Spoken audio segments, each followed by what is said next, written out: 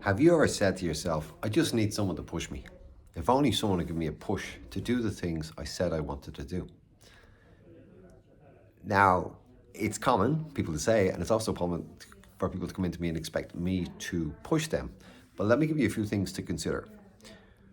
When you begin a journey, and it's brilliant if you want to pursue and sort of make a change in terms of your health and where you are in terms of your path in health and fitness, there's a few things I'll always say to people to look and consider. And this is a few mistakes that I say when people make when they look and just join a gym and they want to make this in full of enthusiasm, but to do your due diligence to say, how do I know I'm making the right decision?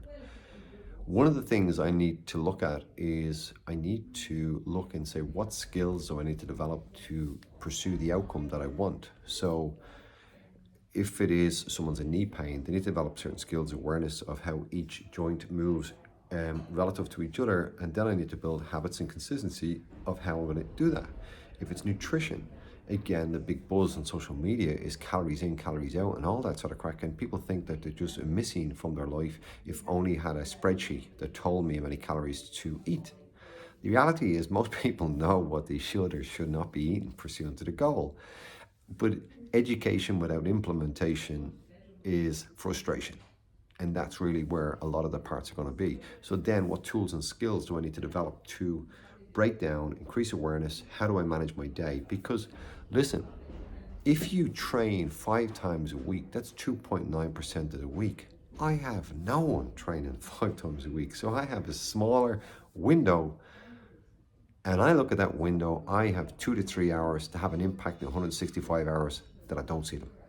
If I'm not impacting those hours, I'm not going to do anything. And that's what we'll do at a later stage is we'll look in terms of training versus coaching. So I need to develop skills. So you need to look at it, identify what skills do I need to develop? How do I improve my sleep? How do I manage my stress? How do I look at my nutrition? How do I learn to train better in terms of get more output from what it is? So there's my first part. I need to develop skills. My next thing I need to look at, my second point of these 3 points is I need to find an environment where I'm relatable to other people and I'm in a group of people with similar goals on a similar mission.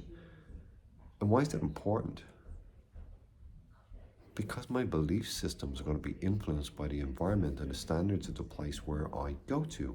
And that will then influence in terms of motivation. Now all of a sudden I don't need someone to push me because now I'm working with people and it's becoming intrinsic from within me because I'm in the environment where I'm accepted, where I feel listened and heard to, and also that I'm in a standard with people on a similar mission and a similar goal, as opposed to what most people do is they join and just a big common gym and it's more about an equipment rental company.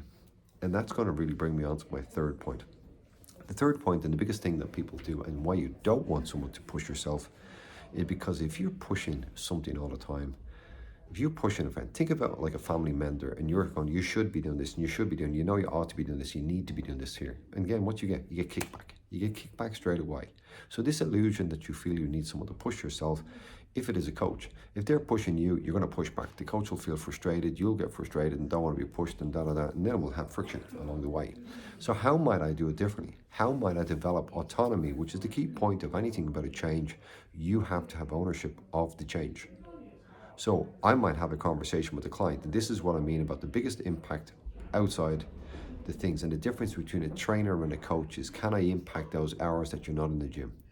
So again, is not being a dictator from a coach's perspective and not telling you should be doing this and you ought to be doing this. I might say to a client, I'll say, okay, how would you rank your health, your fitness, or your energy levels out of 5? Okay, so they might say 3 or a 4, and I'll go, okay, well, why isn't it a 1?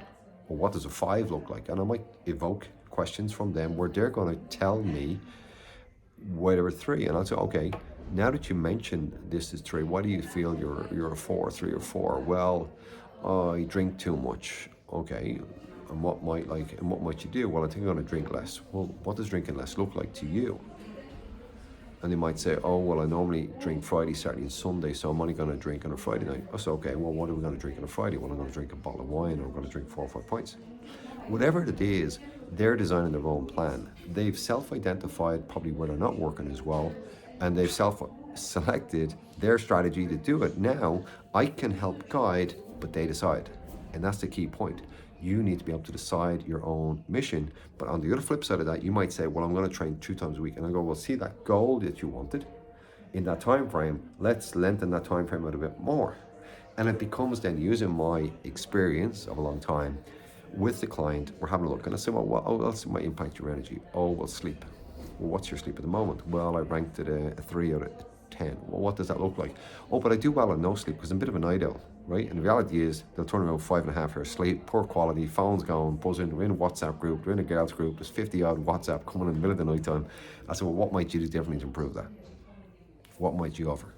You know, and it might be stress reduction, it might be stuff like people can't get to sleep, people can't stay asleep, people can't get up. There are 3 different skill sets to tackle and master, but again is you are self-identifying, self-selecting what you think your problem is, and you're also coming up with your own plan. So I'm going to work with a person for them to come up with their own plan. Now we put it down, now we develop a check sheet. How might that look come in? How might you want me to address it?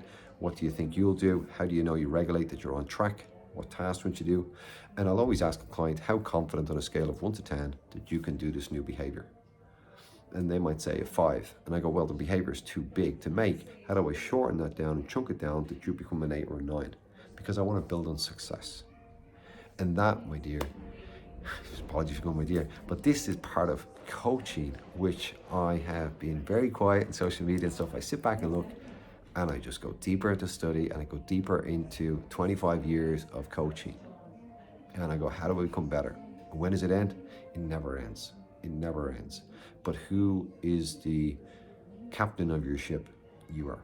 You need the autonomy. I can give you directions and possibly 2 things. I can walk beside you, walk ahead of you, walk behind you. I can inspire you from my actions, but the real part of the coach is believing in you. The coach of my coach is believing in you more than sometimes you believe in yourself. And that's why that environment's important. That's why your skill set and development is important. But that's why autonomy, you choose where you go to coach, and you choose the actions, and you choose the behaviors, and we work together, and it's a journey, and it's a journey. The gym, my gym, be fit for life.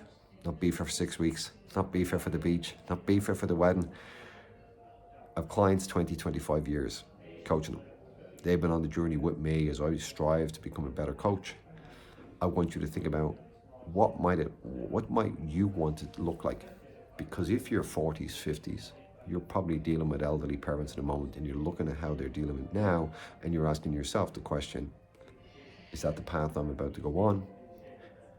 If it's not a pleasant path, how might I change the trajectory of where I'm going now? But it started with, I need to have autonomy, I need to develop skills, and I need to have an element of relatedness. It's coming from self-determination theory, and that's what it is.